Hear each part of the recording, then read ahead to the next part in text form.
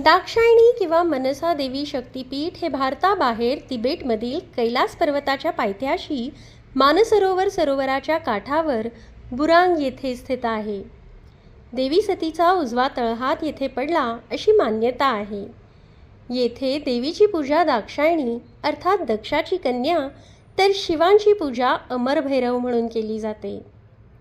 अतिशय दुर्गम भागात आणि चीनच्या स्वायत्त प्रदेशात असल्याकारणाने येथे पारंपरिक मंदिर नसून शिळा रूपात मातेची पूजा पताका लावून केली जाते.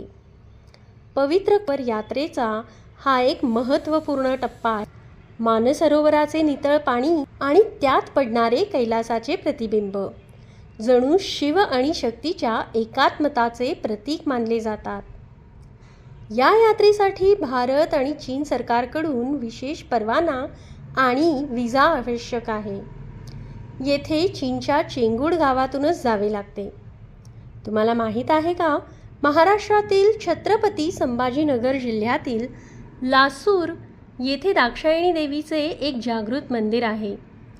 शिवना नदीकाठी वसलेले हे मंदिर भारतातील एकमेव मंदिर मानले जाते जिथे दाक्षायणी देवीची स्वतंत्र पूजा केली जाते. ही देवी लासूर व वैजापूर तालुक्यातील ग्रामदेवता आहे. लासूर रेल्वे स्टेशनपासून अवघ्या काही अंतरावर हे भव्य मंदिर स्थित आहे. मुख्य गाभाऱ्यात चांदीचा मुकुट आणि अंगभर दागिन्यांनी नटलेली देवीची अत्यंत प्रसन्न मूर्ती आहे.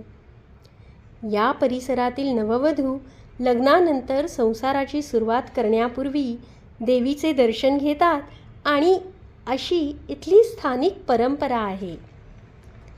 दाक्षायणी स्वरूपात देवीची जरी पूजा इथे केली जाते तरी मुख्य स्थान हे तिबेटमध्ये आहे.